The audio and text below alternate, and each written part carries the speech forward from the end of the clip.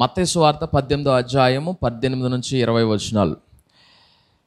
భూమి మీద మీరు వేటిని బంధింతురో అవి పరలోకమందును బంధింపబడును, భూమి మీద మీరు వేటిని విప్పుదురో అవి పరలోకమందును విప్పబడునని మీతో నిశ్చయముగా చెప్పుచున్నాను.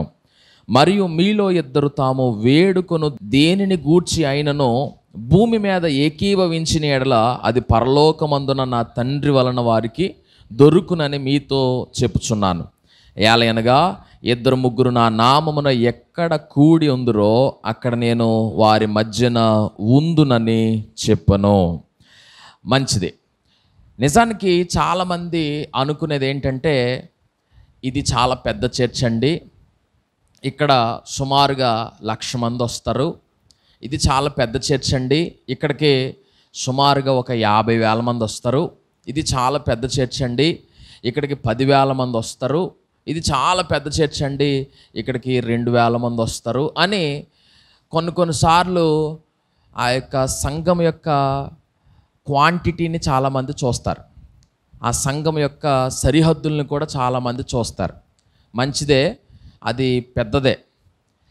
అయితే యేసు ప్రభువారు చెప్పిన మాట ఏంటంటే, నేను 1,00,000 మంది ఉన్న చోట ఉంటాను, ఇద్దరు ముగ్గురు కలిసి ఏకీభవించిన చోట, వారు కలిసి కూడుకున్న చోట కూడా నేను అక్కడ వారి మధ్యలో ఉంటాను అని చెప్పాడు ఆయన. సో చాలామందికి మంది కావాలి, కానీ దేవుడికి నిజంగా ఒక మంచి దృష్టితో ఇద్దరు ఒకే ఆత్మ కలిగి ఒకవేళ ఎక్కడైతే ఉంటారో అలాంటి వారి మధ్యలో ఆయన ఉంటాడంట. ఆ సంఘం చిన్నదైనా పెద్దదైనా, ఆ మంద చిన్నదైనా పెద్దదైనా, అక్కడ ఉండేవాళ్ళు కొంచెం మంది అయినా ఎక్కువ మంది అయినా, వాళ్ళు కూడుకున్న ఉద్దేశం క్రమమైందైతే వారి మధ్యలో తప్పకుండా దేవుడు నివసిస్తాడు. సరే, ఇప్పుడు యేసు ప్రభువారు తన నోటితో స్వయంగా చెప్పినటువంటి మాటలు ఇవి. యేసు ప్రభువారే స్వయంగా చెప్పిన మాటలు ఇవి. ఇందులో చాలా ప్రాముఖ్యమైన సంగతిని యేసు ప్రభువారు చెప్తారు. ఏంటి ఆ సంగతి అంటే చూడండి ఒకసారి, మరలా 18వ వచనం చదువుదాం. భూమి మీద మీరు వేటిని బంధింతురో అవి పరలోకమందును బంధింపబడును, భూమి మీద మీరు వేటిని విప్పుదురో అవి పరలోకమందును విప్పబడునని మీతో నిశ్చయముగా చెప్పుచున్నాను. మంచిది. ఇక్కడ యేసు ప్రభు చెప్పిన మాట ఏంటంటే, భూమి మీద నుండి పరలోకాన్ని ఆపరేట్ చేసే పద్ధతిని చెప్పారు. ఇప్పుడు చాలా మటుకు అన్ని రిమోట్ సిస్టమ్ వచ్చేసింది, చాలా మటుకు అన్ని రిమోటే. ఏసీ రిమోట్తో ఆపరేట్ చేస్తారు, ఆన్ చేస్తే ఆన్ అవుతుంది, టెంపరేచర్ పెంచుకోవాలంటే పెంచుకోవచ్చు, తగ్గించుకోవాలంటే తగ్గించుకోవచ్చు. ఇప్పుడు చాలా మటుకు అన్నీ రిమోట్తో వచ్చేసినాయి, అంతా రిమోట్ కార్స్ అన్నీ కూడా రిమోట్ కెమెరాస్ కూడా వచ్చేసాయి. రిమోట్ కెమెరాస్, దాన్నే డ్రోన్ అంటారు. అలాంటి క్యామ్స్ వచ్చేసాయి, అంతా కూడా రిమోట్తోనే ఆపరేటింగ్. అంటే అది ఎక్కడో ఉంటాయి, కానీ దాన్ని ఎక్కడ నుండే ఆపరేట్ చేయొచ్చు. ఇప్పుడు యేసు ప్రభు చెప్పిన మాట ఏంటంటే, మీరు భూమి మీద ఉన్నప్పుడే పరలోకాన్ని ఆపరేట్ చేసేలాంటి శక్తిని నేను మీకు ఇస్తాను. ఇది యేసు ప్రభు తన బిడ్డలైన వారికి ఇచ్చినటువంటి ఒక చక్కని మాట అండి. ఇది చాలా విలువైనటువంటి మాట. దీని యొక్క లోతు తెలుసుకునే కొలది అధికారంతో ప్రార్థించడం ప్రారంభిస్తాం. దీనిలో ఉండే మాధుర్యాన్ని, దీనిలోనున్న ఎసెన్స్ని మనం గమనించగలిగిన కొలది, దాంట్లో ఉన్న విషయాన్ని మనం మన జీవితంలోకి అన్వయించుకోగలుగుతాం. ఆ వాక్యంలో ఉన్న అధికారాన్ని మనం స్వీకరించగలగాలి. ఇక్కడ ఏమని చెప్పారు? భూమి మీద ఉంటుండగానే పరలోకాన్ని ఆపరేట్ చేయగలుగుతారు, భూమి మీద ఉండి పరలోకాన్ని ఆపరేట్ చేయడం. సో ఏం చేస్తే పరలోకం ఆపరేట్ అవుతుందంటే, భూమి మీద మీరు వేటిని బంధిస్తే అది పరలోకంలో బంధించబడుతుంది, మీరు భూమి మీద దేన్ని విప్పితే అది పరలోకంలో విప్పబడుతుంది. సో మీరు దేనిని ఏకీభవించి చేస్తున్నా, ఇద్దరు ఏకీభవించి ఏది చేసినా దాని వలన ఒక గొప్ప కార్యం అనేది జరుగుతుంది. అయితే మీతో కలిసి ఏకీభవించే వాళ్ళు కావాలి, సరైన జోడు కావాలి, సరైన జత మీకు కావాలి. ఇలా గనక మీరు చేయగలిగితే మీ జీవితంలో మీరు భూమి మీద నుండే పరసంబంధమైనటువంటి కార్యాలను పొందుకోగలుగుతారు. హల్లెలూయా. సో దీంట్లోనున్న మాధుర్యాన్ని స్లోగా మీరు చిన్న చిన్న వాటితో ప్రారంభించి గొప్ప గొప్ప వాటిని పొందుకోగలుగుతారు. స్లోగా ప్రారంభం అవుద్ది ఏదైనా. ఏమండి, ఏదైనా గొప్ప దాంతో ప్రారంభం అవ్వదు. ఏది మొదలైనా చిన్నగానే మొదలవుద్ది.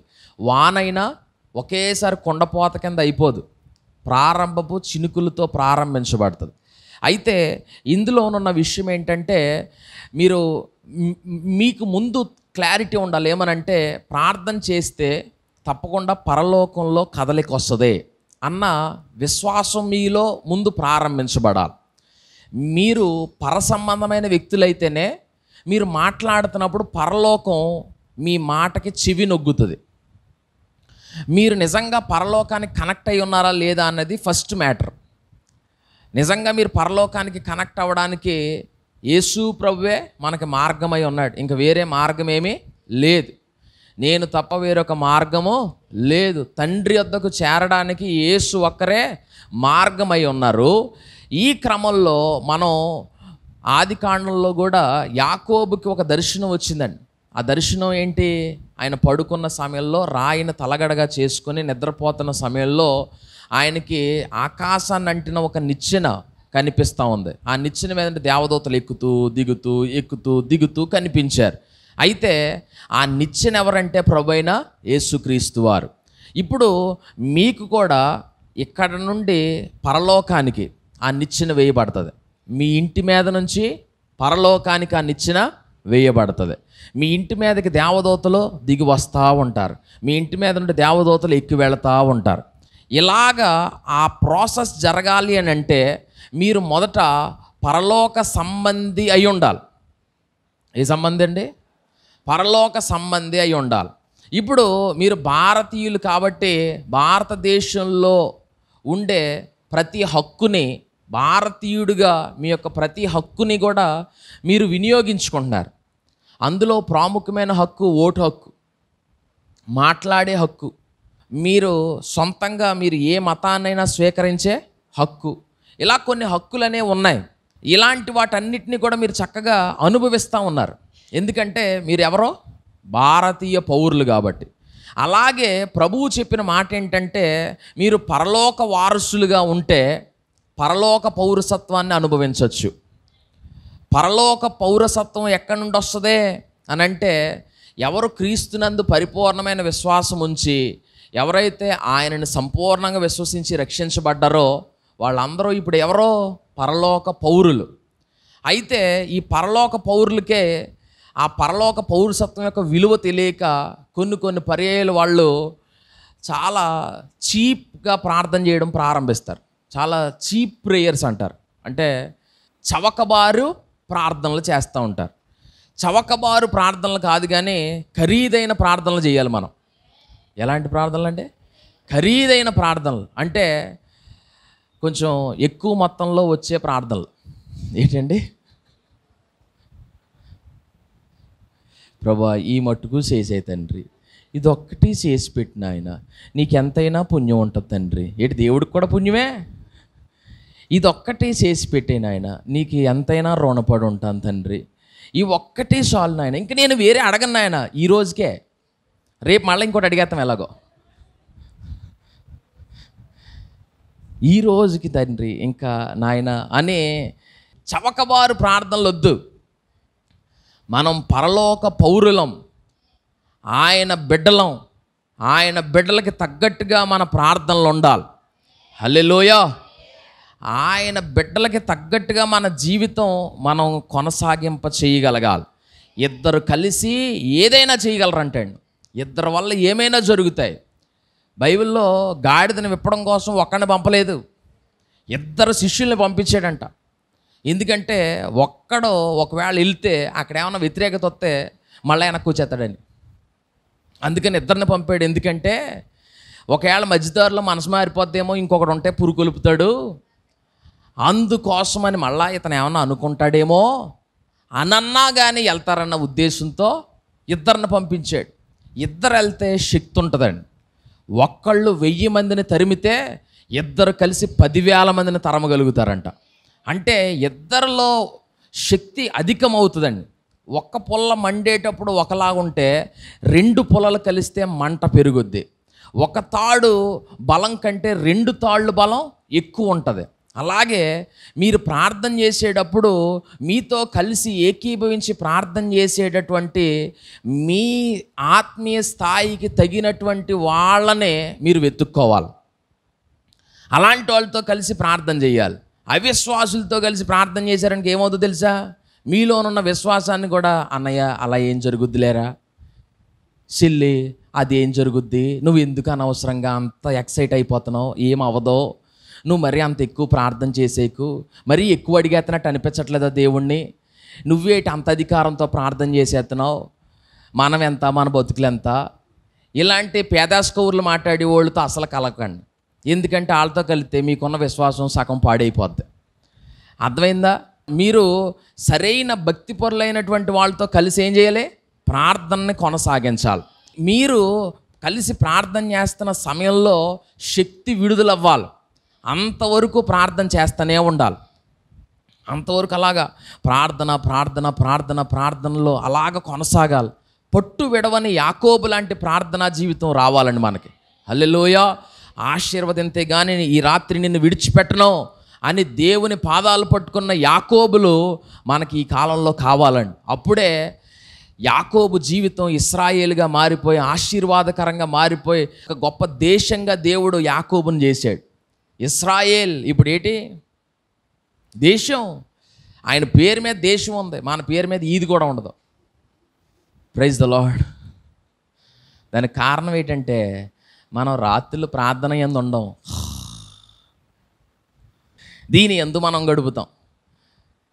మనం నిజంగా నిద్రపోవాలండి. రాత్రులు నిద్రపోకపోతే ఏం చేస్తాం? రాత్రులు నిద్రపోవడానికే దేవుడు ఎట్టాడంట. ఎందుకు ఎట్టాడండి?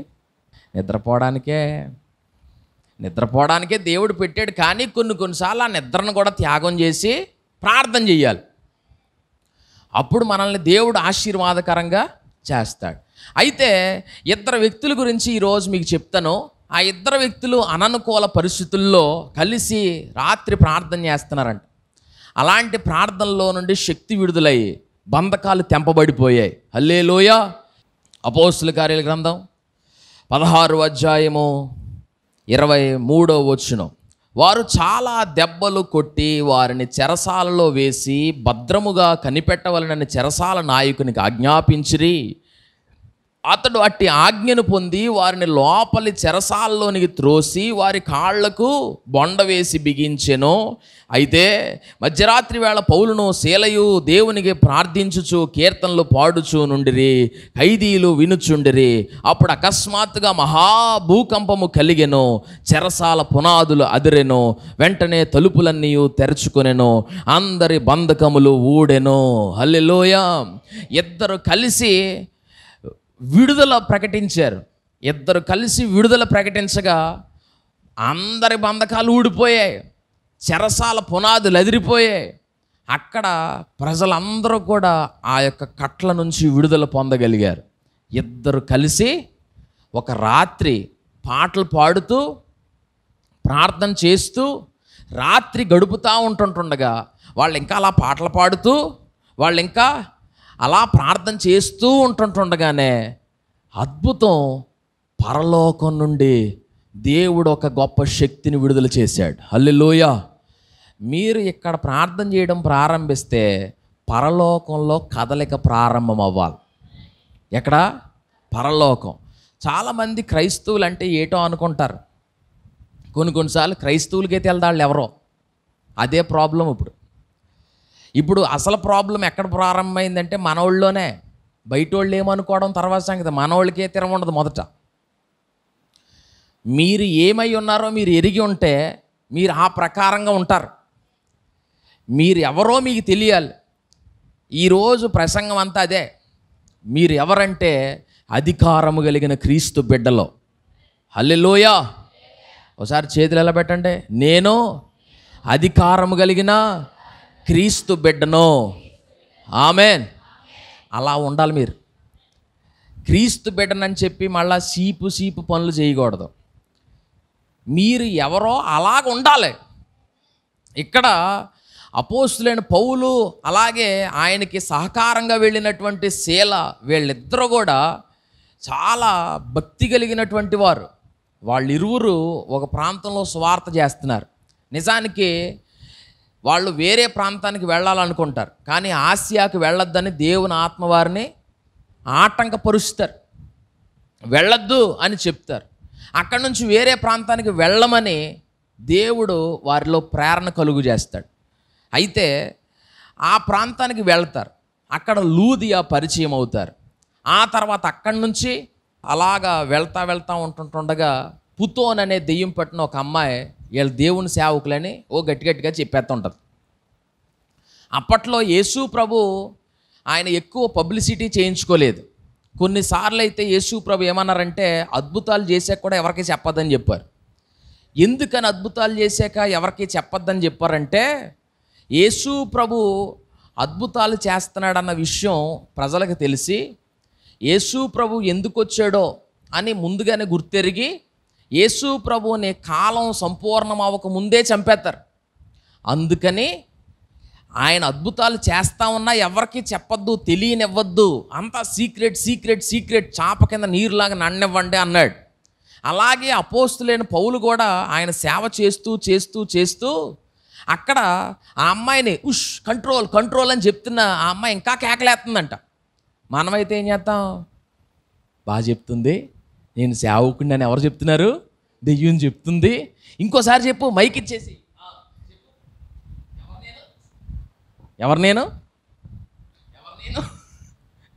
4-5 సార్లు మైక్ ఎట్టేస్తాం. మళ్ళా దెయ్యం చెప్తుందండి. దెయ్యం చెప్పడం ఏంటి? దేవుడు చెప్పాడు కదా, చాలదేటి.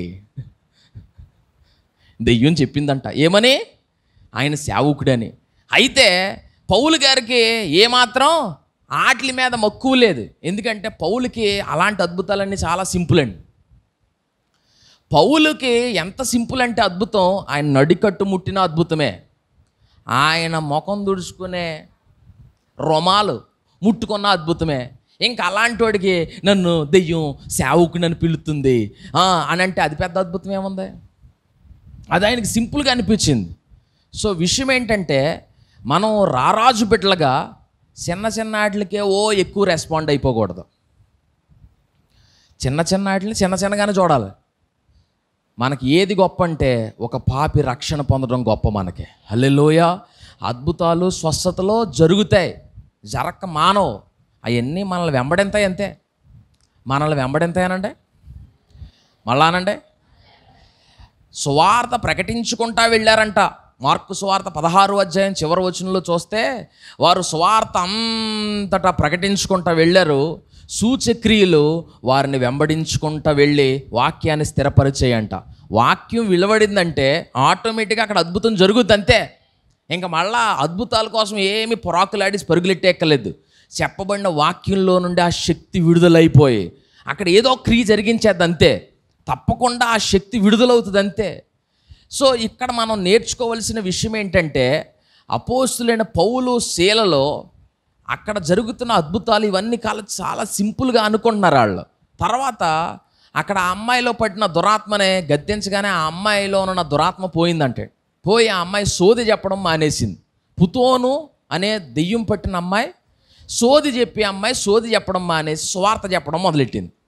సోది చెప్పడం మానేసేటప్పటికి ఆ అమ్మాయిని పెట్టుకున్న ఎవరైతే యజమానులు ఉన్నారో వాళ్ళ కోపం వచ్చి, ఎవర్రా మన వ్యాపారాన్ని పాడు చేశారు? సోది చెప్పించుకోవడంలో వ్యాపారం. ఏం వ్యాపారం? సోది వ్యాపారం.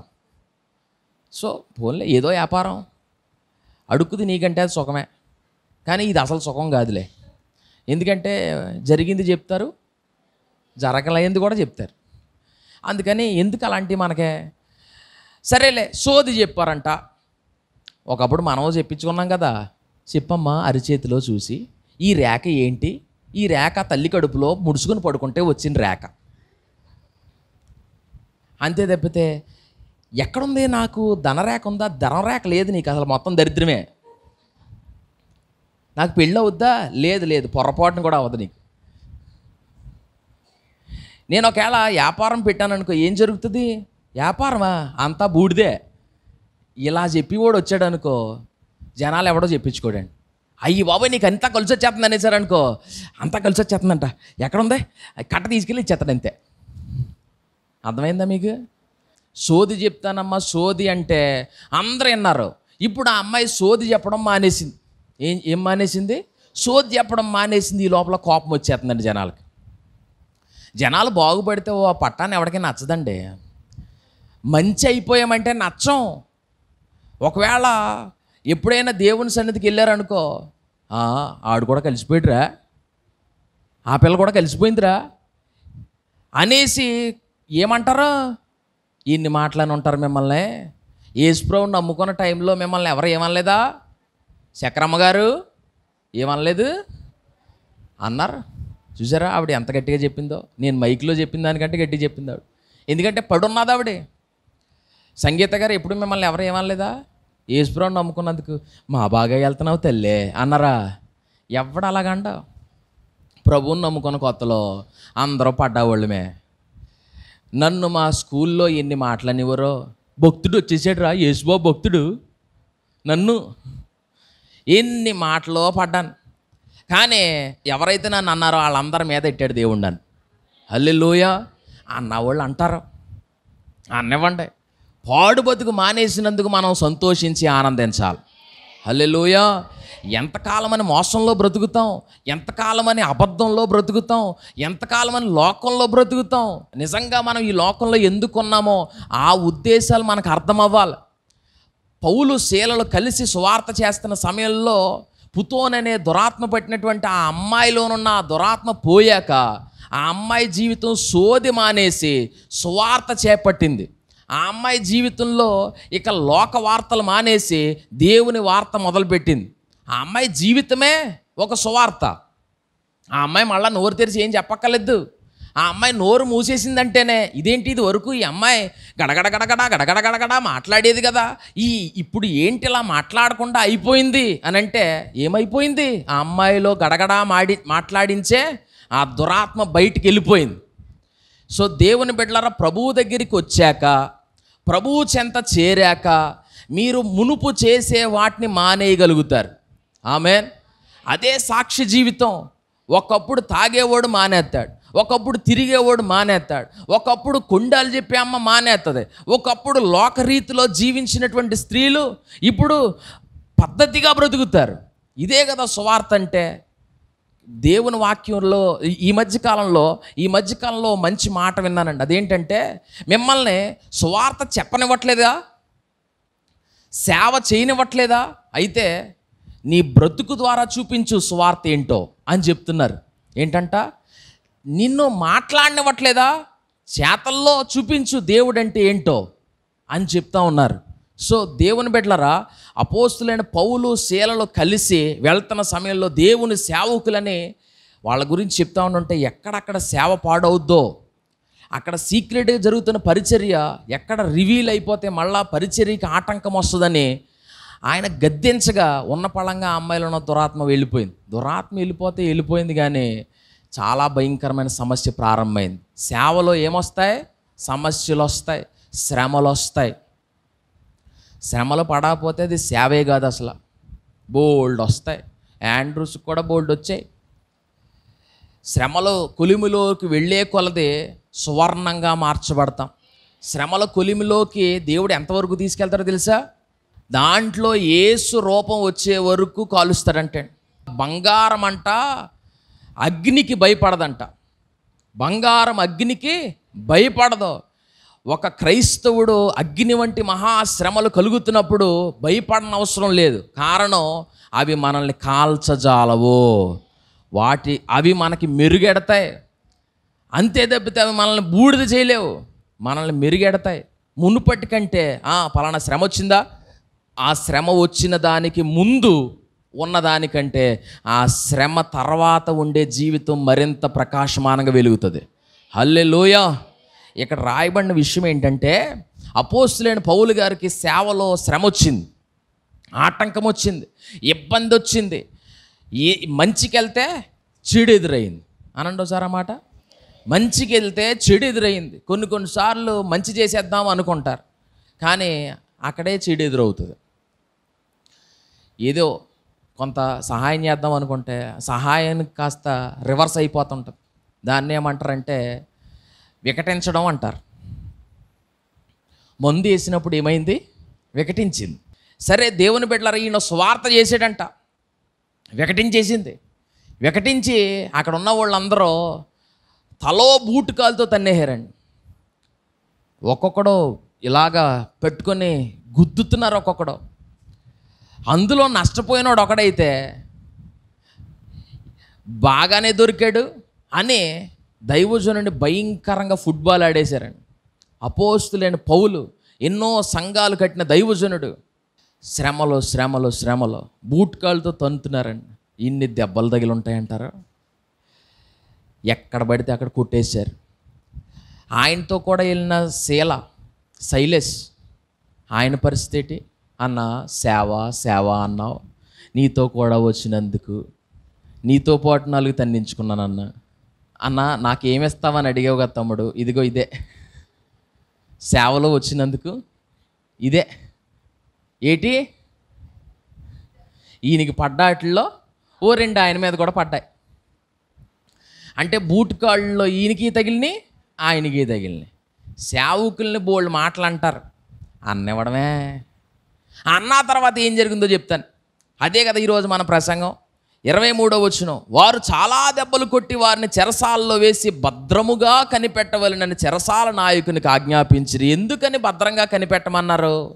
మళ్ళా వచ్చి తన్నేయడానికి, అవసరమైతే చంపేయడానికి. ఒకవేళ అనుకూలత దొరికితే ఇక మళ్ళా ఇలాంటోడు మన ఊర్లోకి రాకుండా ఉండాలంటే, మళ్ళా ఇలాంటి వాళ్ళు ఎవరైనా మన ఊర్లోకి రావడానికైనా భయపడాలంటే వీళ్ళని ఎలా చెయ్యాలో మాకు తెలుసు అనుకొని ఇప్పుడు వదిలేసి మళ్ళా వద్దాం. అప్పుడు దాకా ఏం చేయి, భద్రంగా కాపాడు. అప్పుడు లోపులోనే అయిపోయింది అంతా. వాళ్ళు వెళ్ళి మళ్ళీ తిరిగి వచ్చి లోపులోనే చాలా జరిగిపోయింది. ఏం జరిగింది? 24వ వచనం, అతడు అట్టి ఆజ్ఞను పొంది వారిని లోపల చెరసాల్లోకి త్రోసి వారు కాళ్లకు బొండ వేసి బిగించెను. ఎందుకని? ఊరంతా ఏకమై వచ్చిందిగా. వీళ్ళు చాలా ఇంపార్టెంట్. వీళ్ళని పొరపాటును కూడా తప్పించుకొని వెళ్ళే పరిస్థితులు లేకుండా కట్టుదిట్టం చేసేయండి. అతన్ని, వీళ్ళిద్దరిని కట్టుదిట్టం చేసేయండి అని చెప్పారు. సరే, వాళ్ళిద్దరిని లోపల వేసేసారు. లోపల చెరసాల్లో వేసారంట. వేసి బొండలేసి బిగించేశారు. అంటే స్పెషల్ రూమ్ వీళ్ళకి. సరైన క్యాండిడేట్లు అందరూ ఉంటారు చూడండి, అలాంటి చోట పడేశారు. దేవునికి స్తోత్రం కలుగును గాక. అలాంటి చోట కోసమే చూసి ఉంటాడు మనోడు. అపోస్తలుడైన పౌలు అలాంటి స్థలం కోసమే చూశాడు. ఎందుకంటే బాగా పాడైపోయిన వాళ్ళందరూ ఎక్కడ ఉంటారు? అక్కడే ఉంటారు. చెరసాలంటేనే ఏంటి? బాగా పాడైపోయిన వాళ్ళందరూ ఉండే స్థలం ఇది చెరసాల. దొరకకుండా బయట తిరిగేసే దొరలు చాలామంది ఉన్నారు. ఏమ్మా, దొరికేసి పాపం అందులోకి వెళ్ళిపోయిన వాళ్ళు ఉన్నారు. అందులో బందిపోటు దొంగలు ఉంటారు, వ్యభిచారులు ఉంటారు, నరహంతకులు ఉంటారు, త్రాగుబోతులు ఉంటారు, చాలా భయంకరమైన దోపిడీలు చేసినటువంటి వాళ్ళు ఉంటారు, అన్యాయం అక్రమాలు లంచగొండులు భయంకరమైనటువంటి వ్యక్తులందరూ అక్కడే ఉంటారు. తండ్రిని చంపేసినోడు, తల్లిని చంపేసినోడు, కొడుకుని కూతురుని కూడా కసాయోళ్ళలాగా చంపేసినోళ్ళు, భార్యాభర్తల మధ్యలో గొడవలు జరిగి భార్యకి ఏదో చేసినోడు, భర్తకి ఏదో చేసినోడు, మొత్తానికి అక్కడికి వెళ్ళిపోయిన పరిస్థితులు. ప్రేమించలేదని యాసిడ్ దాడి చేసిన మహా గొప్ప ప్రేమికులు, అమర ప్రేమికులు, ఇలాంటి వాళ్ళు అందరూ ఎక్కడ ఉంటారో? చెరసాల్లోనే ఉంటారు. ఆ జైల్లో సరైన ప్లేస్లో వీళ్ళిద్దరిని తీసుకెళ్ళి పడేసి బొండలేసి బిగించేశారు. అంటే బయటికి వెళ్ళలేకుండా చేశారు. అటువంటి టైంలో వీళ్ళు చేసిన పని అయితే మధ్యరాత్రి వేళ పౌలును శీలయు దేవునికి ప్రార్థించుచు కీర్తనలు పాడుచూ నుండిరి, ఖైదీలు వినుచూ నుండిరి. ఇప్పుడు జాగ్రత్తగానంటే, చాలా జాగ్రత్తగానండి. అపోస్తలులైన పౌలు మరియు శీల ఇద్దరిని కొట్టేశారు కదండి, రక్తాలు వచ్చి ఇలా కొట్టేశారు. కొట్టేస్తే ఇప్పుడు అపోస్తలులైన పౌలు మరి వైరాగ్యం కలిగిన దైవజనుడు కాబట్టి అలా సైలెంట్గా ఉంటాడు. మరి శీల ఏం చేస్తాడు? మా అమ్మ ముందే చెప్పింది సేవ సేవ అని ఎలకరా అని, కానీ సేవ మా అమ్మ మాట విన్నందుకు, మా అమ్మ మాట విన్నందుకు నాకు తగిన శాస్తి జరిగింది. ఏం తగిన శాస్తి? బాగానే కుమ్మేశారు. మా అమ్మ మాట నుండుంటే శుభ్రంగా ఇంటి దగ్గర కుర్లాన్ పరుపు మీద బొబ్బుండ్రు. కానీ మా అమ్మ మాట వినకపోవడం వల్ల ఇక్కడ బొబ్బోవలసిన పరిస్థితి వచ్చింది. బొబ్బోవడానికి ఎక్కడ కుదురుతుంది? ఇంకా ఒకవేళ పొరపాటున అలా ఒరుగుదాం అనుకుంటే బూట్కాలతో తనిందాడు కదా వెనకాల నొప్పి వచ్చేస్తుంటుంది. ఇటు పక్క తిరిగి పడుకుందామంటే జబ్బ మీద తనేహాడు కదా, ఆ నొప్పి వచ్చేస్తుంటుంది. ఈ పక్కకు పడుకుందామంటే ఇటు పక్కన, ఇంక ఎటు పక్కన చూసినా నొప్పులే. వీళ్ళు నొప్పులు చూసుకోవట్లేదు, ఇంకా తిప్పలు చూసుకోవట్లేదు, ఈ బాధలు ఏం చూసుకోవట్లేదు. వీళ్ళు అక్కడుండి ప్రార్థన చేస్తున్నారంట, అక్కడుండి కీర్తనలు పాడుతున్నారంట. పౌలు గారు కీర్తన పాడుతుంటే శీల గారు ఏకీభవిస్తున్నాడు. ఏకీభవించాడు. హల్లెలూయా హల్లెలూయా అని ఆపుతుంటే హల్లెలూయా ఇంకా ఇంకా సాగదీసేస్తున్నాడు ఈయన. ఎందుకంటే కసి వచ్చేస్తుంది. ఎరా మమ్మల్ని ఇలా చేస్తారా? కసి ఎలా తీర్చుకోవాలో 2 రకాలు ఉంటాయండి. ఒకటే డైరెక్ట్గా ఏదో ఒకటి చేసేయాలనడం, రెండోది వాళ్ళని కూడా మన లైన్లో మార్చేయడం. ఏమి లెవెల్ అంటే ఒకసారి మీకు అర్థమయ్యేలా చెప్తాను. తమ్ముడు ఆనంద్ థామస్, తర్వాత మన ప్రియమైన బిడ్డ డానీ, ముగ్గురు వస్తారు ఇలాగ. అపోస్తులైన పౌలు, తర్వాత శీల, తర్వాత సితగ్గొట్టేసిన చెరసాల నాయకుడు. మరెన్నో వీడియోస్ కోసం మా ఛానల్ని సబ్స్క్రైబ్ చేసి ఏ ఒక్క వీడియోని మిస్ కాకుండా చూడాలంటే పక్కనే ఉన్న బెల్ ఐకాన్ని యాక్టివేట్ చేసుకోండి.